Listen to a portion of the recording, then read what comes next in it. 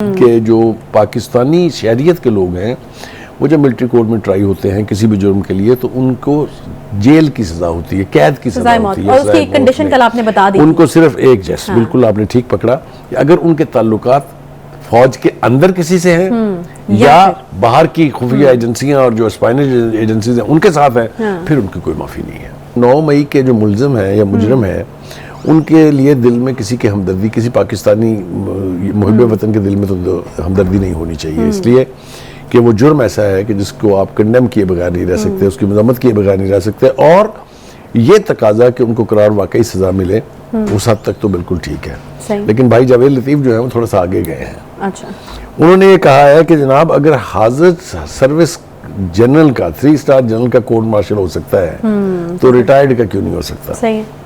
अब वो रिटायर्ड के साथ तो बहुत सारे नाम आते हैं ना ज़हन में, फिर उन्होंने उसको फर्दर क्वालिफाई किया है। प्रोजेक्ट इमरान खान, ये आपको भी पता है, मुझे भी पता है, मेरे ख्याल से हमारे नाजरीन भी सब समझते हैं कि इशारा किसकी तरफ है। अगर आप कहें तो मैं तो मेरे ख्याल में जुर्र से नाम ले देता हूँ ना, नाम ले ले, लेकिन ये तो नून लीग की काफी दरीना ख्वाहिश थी मेरे ख्याल में। अब वो ख्वाहिश जो है वो ये इशारा उनका जो है वो वाकयातन फैज हमीद की तरफ है, जो अब वैसे तो रिटायर हो चुके हैं। कोई उनके बारे में मुख्तलिफ किस्म की इतलात हम तक पहुँचती रहती हैं कि वो कहते हैं जी इनको जो है वो सज़ा देनी चाहिए, कोर्ट मार्शल होना चाहिए। और दूसरा वो ये कहते हैं कि जो 9 मई के मुल्जिम हैं उनको तो चौराहों में लटका दें। ये भी मेरे ख्याल से थोड़ा सा जो कहना चाहिए क्रॉसिंग द रेड लाइन, क्योंकि अभी डिटरमिन होना बाकी है ना कि किसका जुर्म ऐसा है कि देखें जनाब हम तो जो कहते थे तो कहते थे, ये देखें उनकी अपनी पार्टी के लोग क्या कह रहे हैं। बहुत सारी बातें उन्होंने की हैं। एक तो उन्होंने यही कहा कि जी ये आप दुबई में जो बैठ गए हैं दोनों जमातें आपस में, इससे मसला हल नहीं होना। उनका ख्याल ये कि तमाम स्टेक होल्डर्स जो है यानी तमाम सियासी जमातें जो हैं उसकी लीडरशिप और जो मुतल्लिका इदारे हैं उनके साथ मिल के मुशावरत होनी चाहिए थी, ताकि जिस सियासी अदम इस्तेहकाम का आज पाकिस्तान शिकार है उसमें कोई बेहतरी लाई जा सके। तो बुखारी साहब ये तो काफी लॉजिकल बात है उनकी। ठीक है, लॉजिकल बात। अब थोड़ा सा इलॉजिकल बात की तरफ भी आते हैं। इलॉजिकल बात वो है जनाब जावेद लतीफ साहब, बहुत वोकल नून लीग के रहनुमा हैं वो, और समझाया जाता है कि उनको नवाज शरीफ साहब से और उनकी फैमिली से बहुत कुर्बत हासिल है। उन्होंने यानी खौफनाक तो मैं नहीं कहूँगा, इसलिए कि 9 मई के जो मुल्जिम हैं या मुजरिम हैं उनके लिए दिल में किसी की हमदर्दी, किसी पाकिस्तानी मुहिब वतन के दिल में तो हमदर्दी नहीं होनी चाहिए, इसलिए कि वो जुर्म ऐसा है कि जिसको आप कंडेम किए बगैर नहीं रह सकते, उसकी मजम्मत किए बगैर नहीं रह सकते। और ये तकाजा कि उनको करार वाकई सजा मिले उस हद तक तो बिल्कुल ठीक है। लेकिन भाई जावेद लतीफ जो है वो थोड़ा सा आगे गए हैं। अच्छा, उन्होंने ये कहा है कि जनाब अगर हाजिर सर्विस जनरल का 3 स्टार जनरल का कोर्ट मार्शल हो सकता है तो रिटायर्ड का क्यों नहीं हो सकता। सही है। अब वो रिटायर्ड के साथ तो बहुत सारे नाम आते हैं ना ज़हन में, फिर उन्होंने उसको फर्दर क्वालिफाई किया है। प्रोजेक्ट इमरान खान, ये आपको भी पता है, मुझे भी पता है, मेरे ख्याल से हमारे नाजरीन भी सब समझते हैं कि इशारा किसकी तरफ है।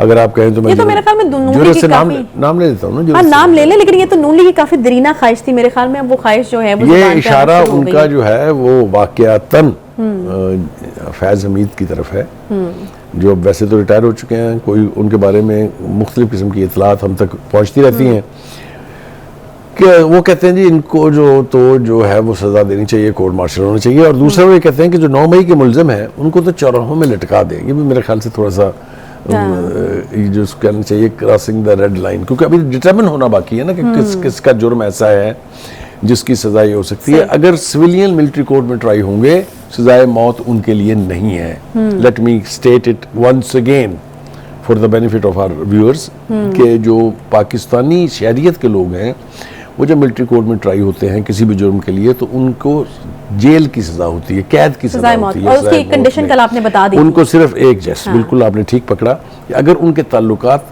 फौज के अंदर किसी से हैं या बाहर की खुफिया एजेंसियां और जो स्पाइनल एजेंसीज हैं उनके साथ हैं, फिर उनकी कोई माफी नहीं है। तो ये पिक्चर भी हमने क्लियर कर ली। ठीक है। अच्छा, मैं एक बार फिर से शाहिद खान अब्बासी साहब के हवाले से बात करना चाहूंगी।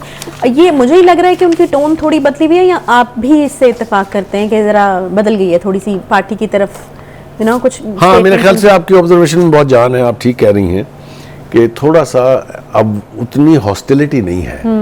अब वो ऐसी बात कर रहे हैं जिसका बेनिफिट मिलेगा उनकी पार्टी को, यानी पार्टी के मुफाद में बात कर रहे हैं। तो ये मैं ज़रूर इसको एक्नॉलेज करना चाहता हूँ।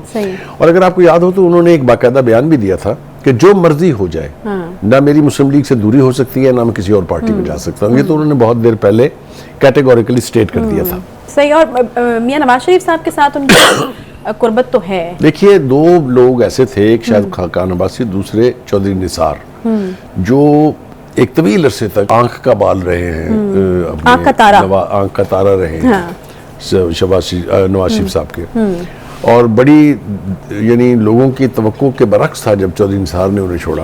और अगर खुदा न खास्ता अगर अब खाकान अब्बासी भी छोड़ते हैं, जिसके कि अब इम्कान कम होते जा रहे हैं, तो ये बहुत बड़ा नुकसान होगा उनकी पार्टी का, बिकॉज जो चंद सेन लोग हैं उनकी नून लीग में, उनमें उनका शुमार होगा। मेरा ख्याल अब तो वो टफ टाइम जिसमें शायद इस चीज का ज्यादा इम्कान था कि वो पार्टी छोड़ सकते थे, वो गुजर गया। अगर मियां नवाज शरीफ आ जाते हैं, उनके भी इम्कान है कि वापसी का रास्ता उनके हमवार हो गया है।